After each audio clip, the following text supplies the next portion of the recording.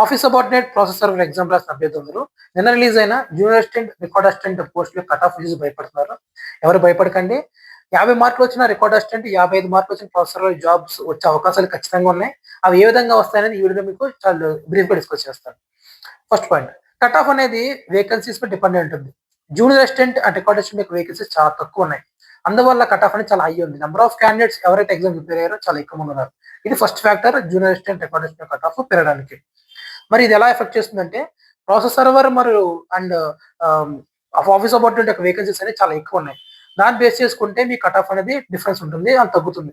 ఎందుకు ఈ మాట చెప్తానంటే మీరు నిన్న రిలీజ్ అయిన రిజల్ట్ ఒకసారి చూడండి.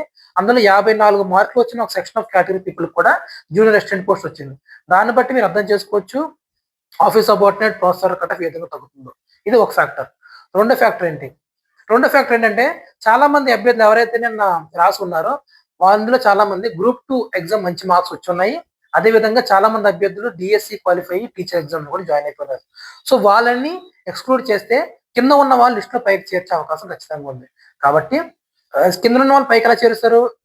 ఈ ఫస్ట్ లిస్ట్ రిక్రూట్మెంట్ అయిపోయాక జిల్లా కోర్టు వారు సెకండ్ లిస్ట్ రిలీజ్ చేస్తారు, థర్డ్ లిస్ట్ రిలీజ్ చేస్తారు. ఇది సెకండ్ ఫ్యాక్టర్.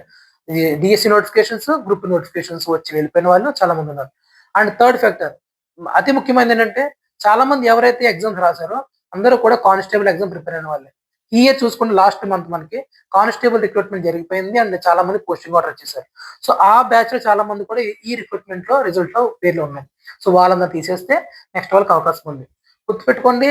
అండ్ ఇంకొక విషయం ఏంటంటే అతి ముఖ్యమైన విషయం ఏంటంటే ఆఫీస్ అపార్ట్మెంట్ ప్రొఫెసర్ పోస్టులు అనేవి చాలా మంది అప్లై చేసిన తర్వాత ఎందుకు అప్లై చేసామని చాలా మంది రిగ్రెట్ అవుతున్నారు. అండ్ చాలా మంది మీరు జాయిన్ అవ్వము వచ్చినా అని కూడా చాలా మంది ఫీల్ అవుతున్నారు. అలాంటి వాళ్ళు ఎవరైతే పోస్ట్ లో జాయిన్ అవ్వకుండా మీకు పోస్ట్ వేకెంట్ ఉంటాయో వాళ్ళందరినీ కూడా జిల్లా కోర్టు వాళ్ళు కాల్ఫర్ చేసి నెక్స్ట్ లిస్ట్ వాళ్ళకి అవకాశం కల్పిస్తారు. ఈ విధంగా చూసుకుంటే ఒక్కసారి రిజల్ట్ చూసుకోండి. 54 మార్కులు కూడా junior assistant post section of కేటగిరీకి ఉంది.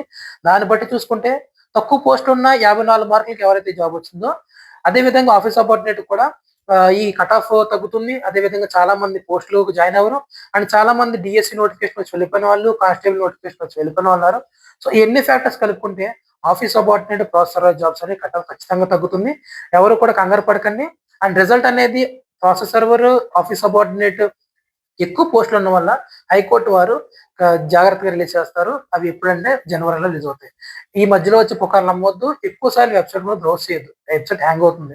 ఎవరైతే యూజ్ అవుతుందో ఉపయోగించుకుంటారో వాళ్ళకి ఉపయోగపడదు. And field assistant exam post అనే రిజల్ట్స్ అని ఈ వీక్ లో ఖచ్చితంగా వస్తాయి.